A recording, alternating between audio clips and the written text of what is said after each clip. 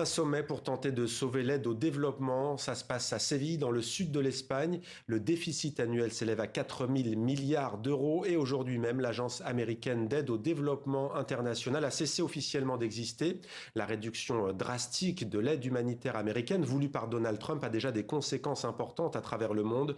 Une cinquantaine de chefs d'État et de gouvernement se succèdent depuis lundi. 4 000 délégués sont réunis également en Andalousie et parmi les participants, deux sont avec nous. Bonsoir Thomas Melogno.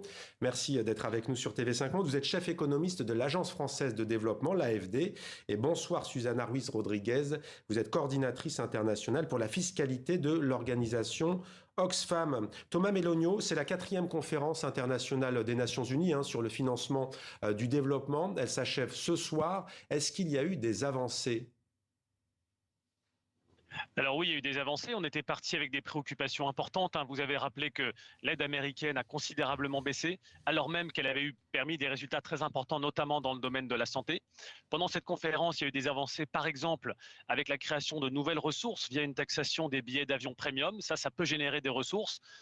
Côté AFD, nous, on a aussi associé la Banque mondiale, par exemple, pour aider les banques publiques de développement à elles-mêmes aller chercher davantage de ressources sur les marchés financiers. Voilà deux exemples concrets qui peuvent permettre de trouver de nouvelles ressources, mais c'est vrai que ça ne compensera pas la baisse de l'aide américaine. Et on verra tout à l'heure ce que vous prenez et vous plaidez pour quelle solution. Susana Ruiz Rodriguez, vous plaidez, vous, à Oxfam pour taxer les plus riches. C'est un projet dont on entend parler depuis de nombreuses années, taxer les grandes fortunes. On parle des milliardaires. Est-ce que vous avez été entendu ou pas à cette conférence de Séville ?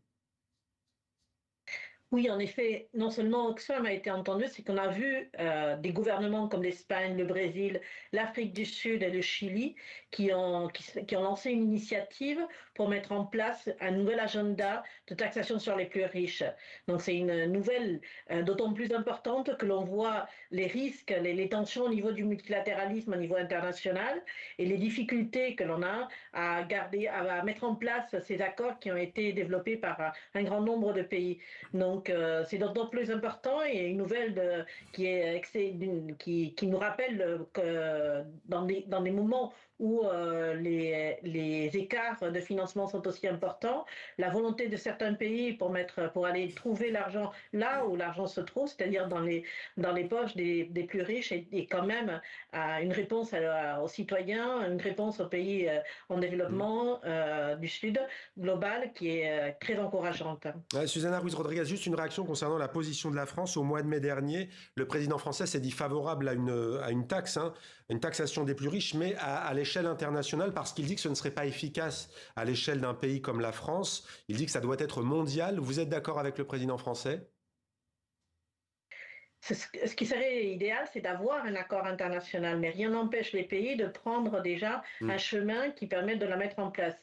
L'Espagne a un impôt sur le patrimoine qui est en vigueur depuis une quinzaine d'années, qui donne des résultats importants et qui permet de montrer aussi qu'un pays seul peut faire des progrès, mais qui serait d'autant plus intéressant et beaucoup plus efficace s'il y avait un accord international pour aussi arrêter les problèmes de fuite au niveau de l'évasion fiscale, par exemple, mais rien n'empêche les pays de faire déjà des pas importants. Donc on encourage la France à faire partie de cette initiative et à discuter avec l'Espagne, la France, le Brésil et le Chili, comment pouvoir avancer sur cet agenda.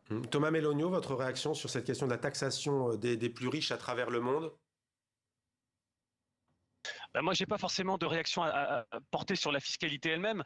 En revanche, ce qu'on peut dire, c'est qu'il faut faire le meilleur usage des ressources qui nous sont confiées.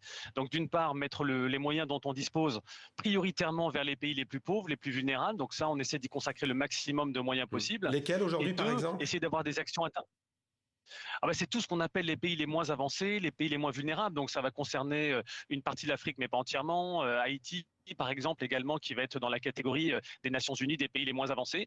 On prend de plus en plus en compte aussi la vulnérabilité, notamment au choc climatique. Donc c'est là-dessus, vraiment, sur ces pays, qu'on va mettre les moyens les plus importants. Et l'autre dimension, c'est que On peut faire de l'effet de levier, c'est ce que font les banques publiques de développement, parce qu'on emprunte, on est capable de prêter, et donc de faire des financements qui coûtent très peu cher aux contribuables, mais qui peuvent permettre, par exemple, de lutter contre le changement climatique. On voit à quel point, en ce moment, la température se réchauffe vite et de manière presque incontrôlée. Donc, je dirais que vraiment, dans ce moment difficile au plan budgétaire, il faut faire le meilleur usage des ressources en étant avec des dons pour les causes les plus sociales. Moi, j'ai pu, par exemple, échanger avec des associations féministes dans le monde, dans un univers où les droits sont assez menacés. Et puis, dans les pays plus émergents, faire de l'effet de levier, de l'ingénierie financière pour financer des projets de développement durable sans que ça coûte trop cher. Voilà un peu la situation dans laquelle on se trouve. Mais Thomas Melonio, même en France, les crédits de l'aide publique au développement ont baissé ces derniers temps. Quel effet cela? Vous venez de l'esquisser. Il faut aller vers les plus fragiles, mais vous devez faire des choix, donc on imagine. C'est pour ça que je disais que le choix dans les ressources dont on dispose, c'est d'abord de les concentrer vers les besoins les plus urgents pour limiter les conséquences sociales, humaines des restrictions budgétaires. Et puis deux, d'essayer d'être créatif, non seulement avec nos financements, mais aussi en mobilisant des financements qui sont dans les pays du Sud, dans les banques de développement, ou bien sur les marchés privés. Mais c'est vrai qu'avec moins de moyens, il faut être assez imaginatif pour essayer de limiter les conséquences négatives que vous décrivez. Thomas Melonio, je vous posais la question dans un instant, mais je vais quand même la poser à Susana Ruiz-Rodriguez. Les États-Unis sont de très loin le premier contributeur mondial, jusque-là en tout cas, et avant la décision de Donald Trump de suspendre l'USAID. 40% de l'aide totale dans le monde. Où sont les autres pays riches? L'Europe, il faudrait que l'Europe, entre autres, puisse faire le choix de ne pas se laisser entraîner aussi par cette position des États-Unis. Ça va avoir un impact gigantesque d'entraînement sur d'autres pays, mais en fait, il y a un moyen vraiment pour la plupart des pays de décider de ne pas se laisser prendre au piège, de ne pas couper court sur l'aide au développement, parce que ça va créer des tensions sociales aussi. Ce n'est même pas dans l'intérêt des pays riches de tomber dans ce piège. L'aide au développement est un moyen gigantesque et fondamental pour contribuer à la paix sociale, à la réduction des inégalités et à éviter les tensions qui sont dans l'intérêt de la planète en général. Et ironie du sort, hasard du calendrier, c'est aujourd'hui même, alors que se termine cette conférence de Séville sur l'aide au développement, qu'a officiellement cessé d'exister l'agence fédérale américaine dédiée à l'aide humanitaire internationale. Thomas Melonio, il y a une étude publiée dans la revue scientifique de Lancet qui fait froid dans le dos. 14 millions de personnes pourraient mourir en raison justement de la baisse des aides américaines. Comment faire pour éviter ce scénario catastrophe? On parle tout de même d'une catastrophe comparable à la scène d'une pandémie ou à une guerre mondiale. Oui, c'est comme vous le dites, la revue The Lancet, c'est la revue médicale de référence, et elle a regardé les résultats qui ont été obtenus depuis 20 ans grâce au financement de développement, la solidarité internationale. Et en effet, on a pu voir la baisse très importante de la mortalité liée au sida, d'une part, mais aussi la baisse très importante de la mortalité des enfants de moins de 5 ans. Donc ça, c'est vraiment, quand on regarde dans le passé, ça a été un très grand succès de l'action internationale pour sauver un nombre très important de vies. Bon, maintenant que le financement américain, qui, comme vous le disiez, représentait plus de 40% du financement de l'aide humanitaire et de l'aide au développement, maintenant qu'il disparaît, je dirais que c'est un moment de vérité à la fois pour les pays en développement eux-mêmes. Est-ce qu'ils vont pouvoir, à travers leurs propres ressources, compenser une partie de cette baisse ? Peut-être en mobilisant leur banque publique, mais ce sera aussi un moment important pour l'Europe qui va décider de son prochain budget. C'est à partir du 15 juillet prochain que la Commission européenne va présenter son budget. C'est vrai qu'on sera placé, nous aussi, Européens, face aux conséquences du retrait américain. On a pu le voir dans un autre genre en Ukraine, mais c'est vrai aussi en matière de protection pour la santé mondiale. Je crois personnellement que c'est notre intérêt de limiter au maximum les pandémies dans le monde.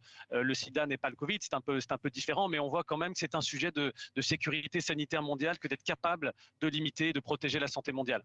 Susana Ruiz-Rodriguez, tout à l'heure, Thomas Melonio évoquait la question notamment des femmes. On imagine que vous, à Oxfam, vous travaillez aussi sur cette question. On sait qu'en général, en temps de guerre, en temps de crise humanitaire, on va de plus en plus parler aussi de réfugiés climatiques. Les femmes sont en première ligne?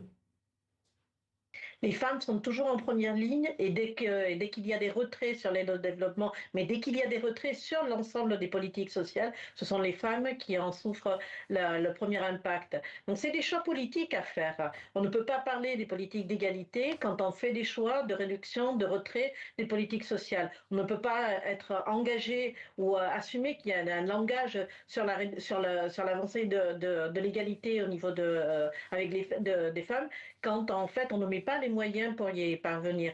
Donc c'est pour ça que on défend cette idée de taxation des plus riches, parce que ça revient aussi à un choix politique important pour les gouvernements. Ce n'est pas qu'il n'y ait pas les moyens au niveau de la planète, c'est que ces moyens ne sont pas mis à la disposition des causes les plus importantes, ni des objectifs de réduction des impacts négatifs de ces pandémies, de ces crises sociales, de ces crises climatiques.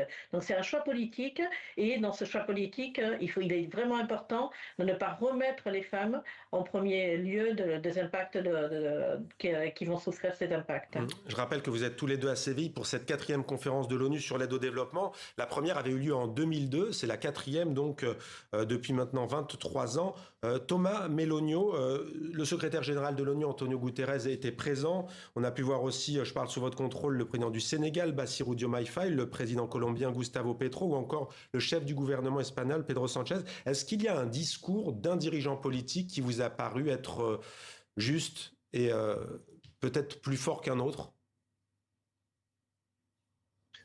De mon côté, je salue en tout cas la mobilisation du gouvernement espagnol qui a accueilli cette conférence et qui a lui-même annoncé qu'il allait augmenter assez fortement sa contribution pour la solidarité internationale. Donc c'est le Premier ministre espagnol qui l'a confirmé tout à l'heure. Donc bon, à la fois pour saluer le travail de mobilisation et je dirais de maintien du multilatéralisme à un moment où c'est plus difficile, et puis son effort budgétaire, peut-être on peut être fair-play et saluer la contribution, les réalisations du gouvernement espagnol aujourd'hui.